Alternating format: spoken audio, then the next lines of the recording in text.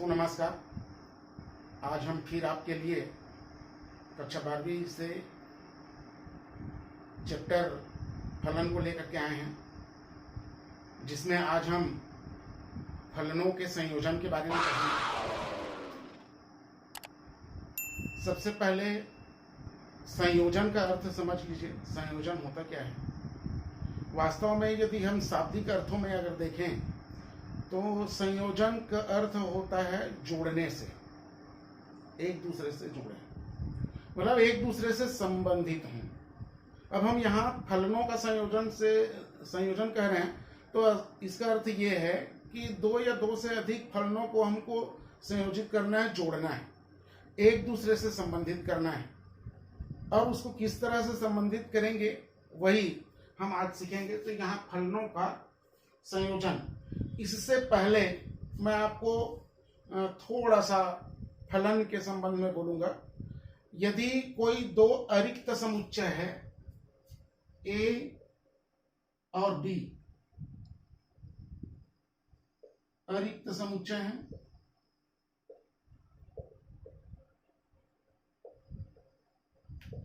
और इनके बीच में एक फलन है f, जिसको परिभाषित किया गया है a से b।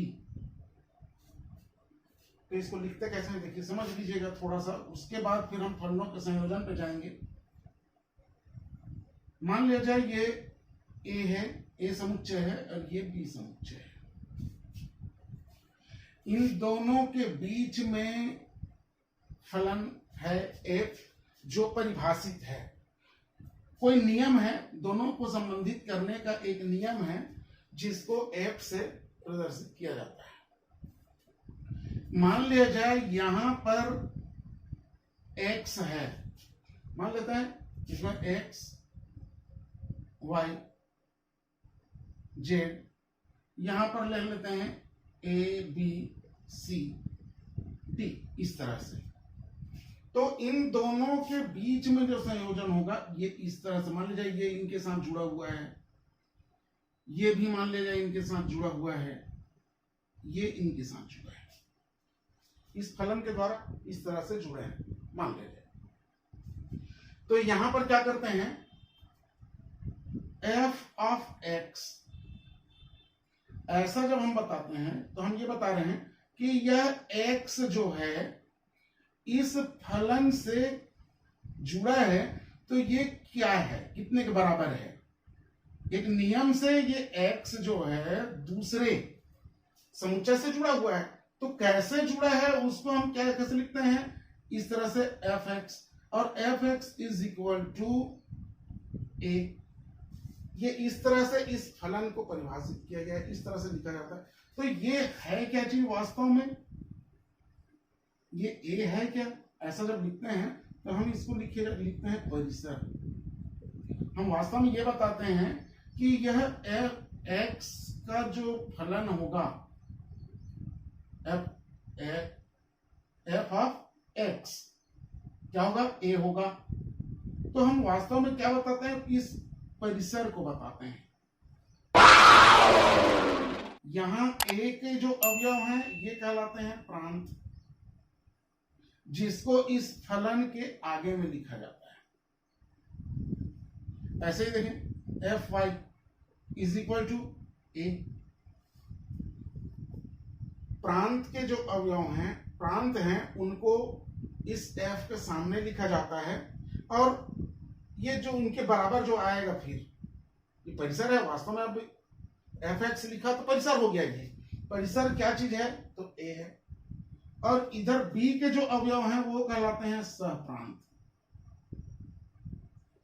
a के अवयव कहलाए प्रांत, b के अवयव कहलाए सहप्रांत, और जो अवयव b के जो अवयव a के अवयव से संबंधित हैं, किस नियम से, इस f नियम से, वो अवयव कहलाते हैं परिसर। वो अवयव कहलाते हैं परिसर। सेम यही हमको देखना है फलनों के संयोजन में। यहां तो केवल दो समुच्चय हैं, अब फलन के संयोजन से आशय है तो दो फलन होंगे, मान ले जाए दो फलनों को हम संयोजित करते हैं तो दो फलन होंगे, तो वहां पर जो समुच्चय होंगे वो तीन होंगे, तीन समुच्चय होंगे। तो मान लेते हैं दो फलन कौन कौन से हैं। देखिए इसको समझने के लिए पहले मान लेते हैं, मान लो फलनों के संयोजन को समझना है तो मान लेते हैं, मान लो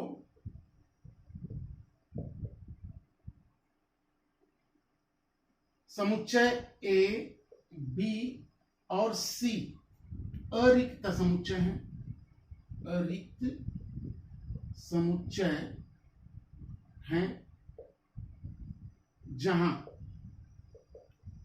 फलन f जो है a से b है, फलन f है या नियम f है जो a से b पर लागू होता है, और एक दूसरा फलन है g जो b से c पर है। देखिए हुआ क्या, ये a और ये b और यहां है c, समुच्चय है a b c। अब हम ये कह रहे हैं कि ये दोनों जो है संबंधित हैं फलन f से, नियम f से जुड़े हुए हैं, ये दोनों जुड़े हुए हैं g से, a b c, ये इस तरह से जुड़े हुए हैं। तो क्या होगा देखिए, यदि इसके अवयव, मतलब क्या हुआ, ये इसमें जो अवयव आएंगे, मान लीजिए मैं उदाहरण के रूप में लिख रहा हूं 1 2 3 4 5, एक उदाहरण है ये है। तो a के अवयव फलन f के क्या हुए, प्रांत, f का प्रांत हुआ। यहां जो अवयव होंगे, मान लेते हैं हम कि ये a b c d e है, ये इसके अवयव हैं, तो f के ये क्या हुए, परास, जो जुड़ेंगे इनसे, इस नियम से जो जुड़ेंगे वो f के परास हैं। f का परास यहां होगा और f का ये क्या हुआ, b, सहप्रांत हुआ। माने ये f का परास, f का परास ओ सेट होगा इसका f का सहप्रांत। इस चीज को आप समझ लीजिए, यहां पर जो बताया जा रहा है वो उसको समझना है। ये दो समुच्चयों के बीच में यदि एक फलन है, ये दोनों एक दूसरे से संबंधित हैं, तो इसके सदस्य प्रांत कहलाए, इसके सदस्य सहप्रांत कहलाए, और इस नियम से जो जुड़े हुए हैं वो b के सदस्य जो है f का परास कहलाए। अब यहां पर देखिए, ये g जो है b से जुड़ा हुआ है, b और c, g जो फलन है वो b से c है, b से c है। तो ये जो b क्या है, ये g का क्या हुआ, प्रांत हुआ, g का प्रांत हुआ, इससे ये संबंधित है। तो ये प्रांत हुआ किसका, g का, और ये क्या हुआ, सहप्रांत है, ये इसका g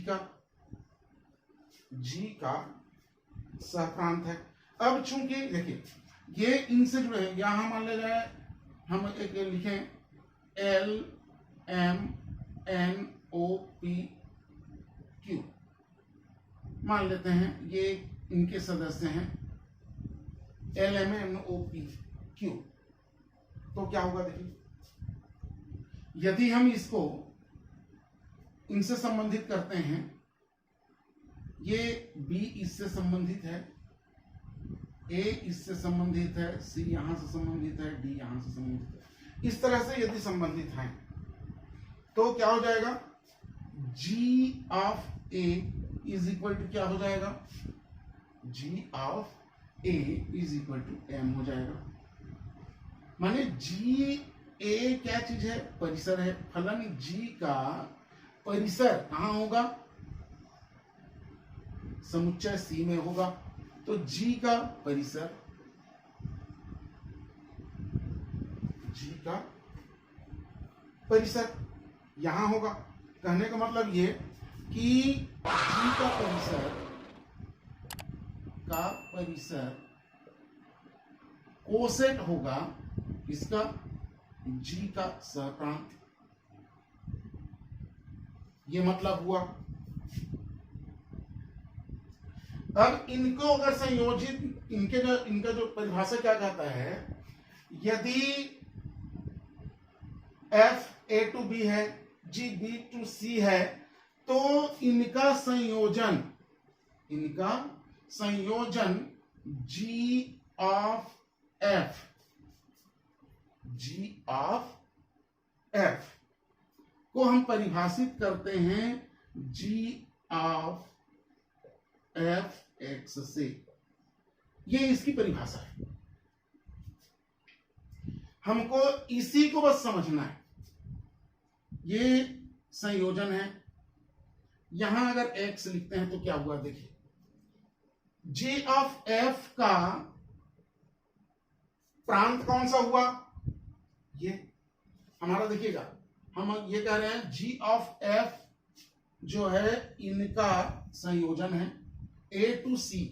जी ऑफ एफ क्या होगा, जहां ए से सी में एक फलन है। जी ऑफ एफ क्या चीज है, ए से सी में एक फलन है, ए से सी में। तो ए से सी में है तो ए का जो अवयव होगा वो जी ऑफ एफ का क्या होगा, प्रांत होगा। ये जी ऑफ एफ का प्रांत होगा। या हम ये कह सकते हैं कि एक फलन का परिसर दूसरे फलन का प्रांत बन जाता है। एक फलन का परिसर दूसरे फलन का प्रांत बन जाता है। यहां जी जो फलन है उसका प्रांत क्या बना, एफ एक्स बना, और जी ओ एफ का प्रांत क्या बना, एक्स बना। मतलब ये जो है जी ऑफ एफ का प्रांत कहलाया। जी ऑफ एफ का प्रांत ये हुआ। परिसर जी ओ एफ का परिसर, परिसर कहां होगा, यहां होगा। जी ओ एफ का परिसर, जी ओ एफ का परिसर। अब ऐसा परिभाषित होने के लिए क्या चीज है, अब देखें मुख्य क्या चीज है। ऐसा जब हुआ परिभाषित, ये परिभाषा ऐसा होने के लिए मुख्य चीज यहीं पर को पकड़ना है।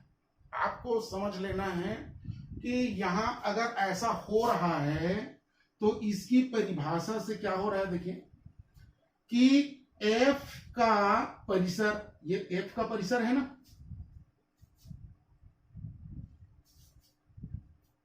एफ का परिसर परास, एफ का परास, जी का क्या बन रहा है, परास,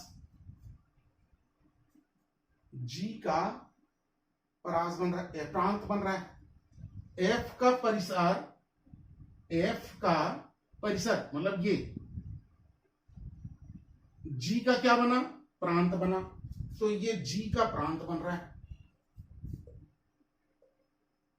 यदि ऐसा हो रहा है तब कहने का मतलब ये कि एफ का परास, एफ का परास यदि जी का प्रांत बने, जी का प्रांत बने या कोसेट बने, तब हम कह पाएंगे कि GOF का अस्तित्व है, अस्तित्व है। यदि ऐसा नहीं हुआ तो नहीं होगा। अब सीधे अर्थों में हम ये समझ लें कि F का जो परास होगा, यहां F का परास होगा, वही G का प्रांत बन जाए, तब GOF का अस्तित्व है, क्योंकि इस परिभाषा से इसी तरह से परिभाषित किया गया है। एक बार और देखें हम क्या कह रहे हैं।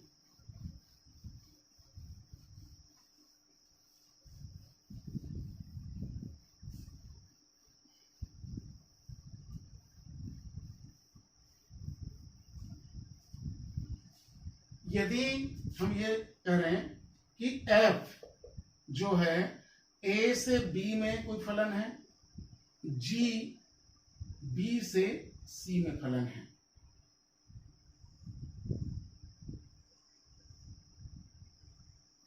इस तरह से A B C, ये F से जुड़े हुए हैं, ये G से जुड़े हुए हैं। F का प्रांत, ये प्रांत हुआ, F का प्रांत है, ये F का परिसर, और यही जो है G का भी क्या हुआ, प्रांत हुआ, G का प्रांत, और ये G का परिसर, G का परिसर। यहां पर केवल अंतर ये है कि ये सहप्रांत है F का, F का सहप्रांत है, F का सहप्रांत है, और ये G का सहप्रांत है, G का सहप्रांत। अब हो क्या रहा है देखिए, ये हो गया Fx, यहां है, यहां x है, यहां जब f ऑफ g को जब हम प्रदर्शित करेंगे तो यहां g ऑफ fx ऐसा प्रदर्शित होगा, माने g ऑफ f परिभाषित होता है इससे, g ऑफ fx से, ये इससे परिभाषित होता है। इस चीज को आप हमेशा समझ लीजिएगा। इसका अस्तित्व कब है, g ऑफ f का अस्तित्व कब होगा, जब f का परास, ये f का परास g का प्रांत रहे, f का परास g का प्रांत रहे, f का परास g का प्रांत होगा, तब GOF संभव है। और इसी को यदि हम विपरीत लिखें, जैसे कैसे विपरीत लिखें, अब देखिए समझ लीजिएगा थोड़ा सा। एक होता है, हमने एक पढ़ा क्या, g ऑफ f, इसको परिभाषित किया, और एक होगा f of g, f of g, उसको भी समझना है। तो f ऑफ g का मतलब क्या हुआ, इसको परिभाषित कैसे किया गया है कि f ऑफ g का मतलब होगा f ऑफ gx, इसको इस तरह से परिभाषित किया गया है। यदि g a से b फलन है और f b से c कोई फलन है, तो g ऑफ नहीं f of g, f of g, ये इस तरह से हो गया, देख लीजिए ये g हो गया, ये f हो गया है, तो ये हुआ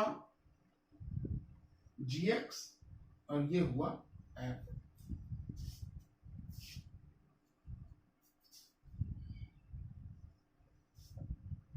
ऐसा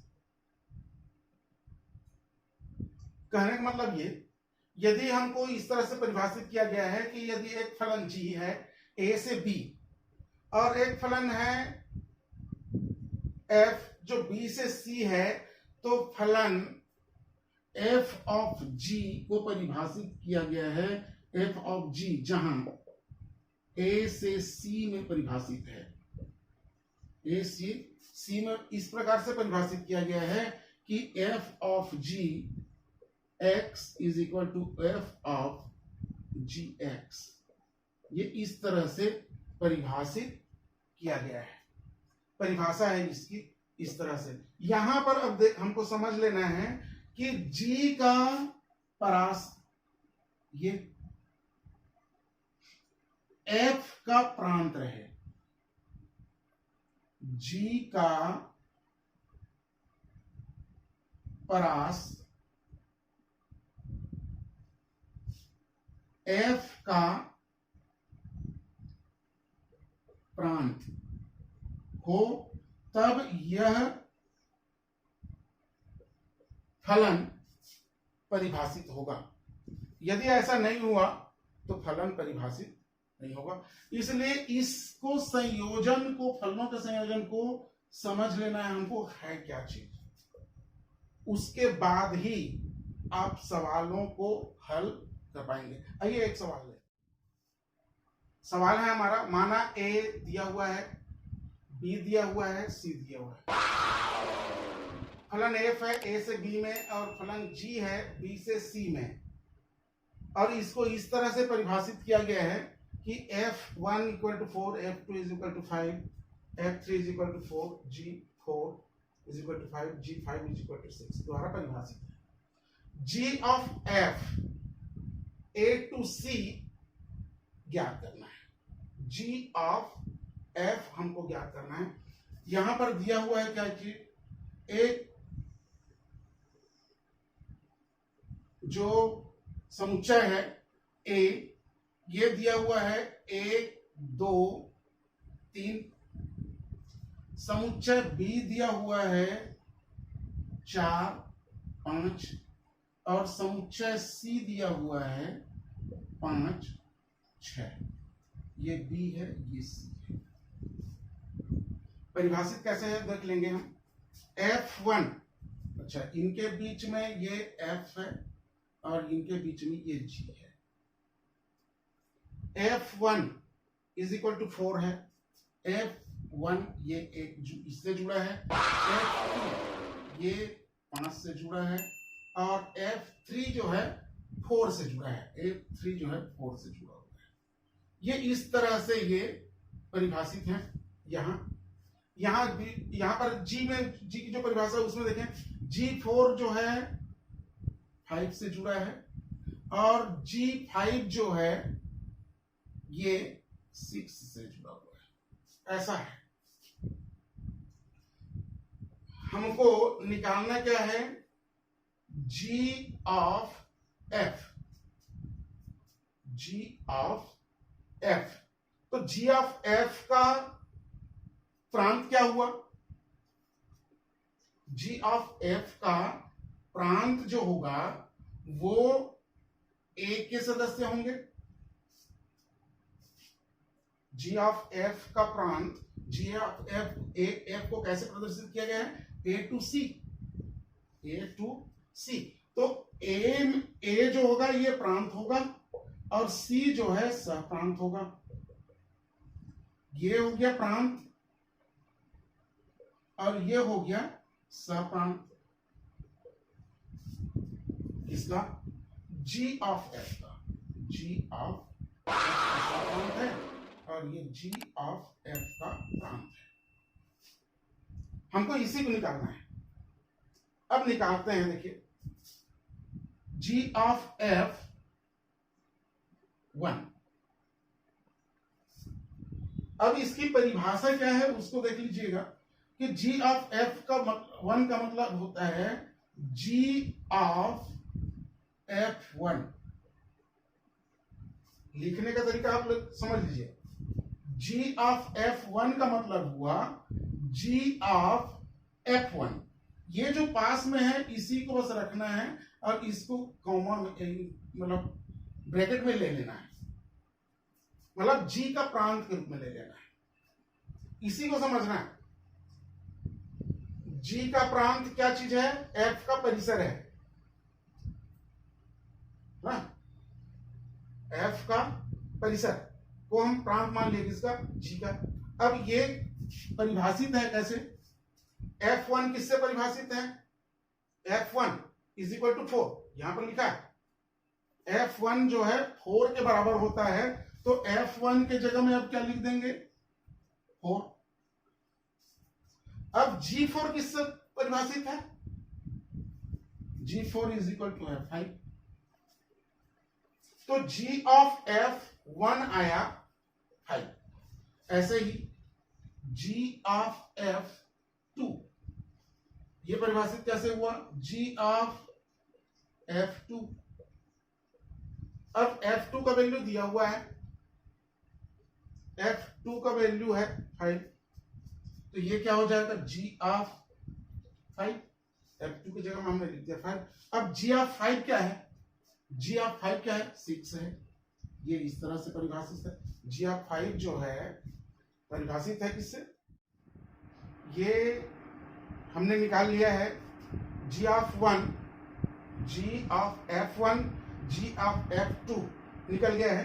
अब G of F3, G of F3 ये निकालना है। तो ये परिभाषित कैसे होगा?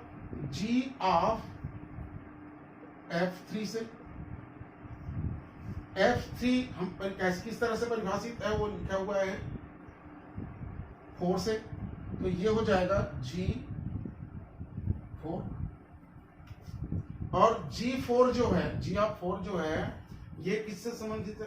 परिभाषित है 5 से, ये 5। इसलिए तो G ऑफ F जो होगा ये बराबर होगा किसके? क्या क्या है? 5 एंड 6, 5 6, ये हमारा आंसर है। G ऑफ F जो है जो आएगा वो 5 6 आ जाएगा। या हम ये कह सकते हैं कि G ऑफ F का G ऑफ F का परिसर इज इक्वल टू हो जाएगा 5 6। ये इस तरह से हमको निकालना क्या था? G of F, G of F हमको निकालना 5 6। ये है सीधी बात है ना। G ऑफ F का जो परिसर है वो कहाँ होना था? C में, तो C में है, दोनों इक्वल है। तो इस तरह से हम निकाल सकते हैं।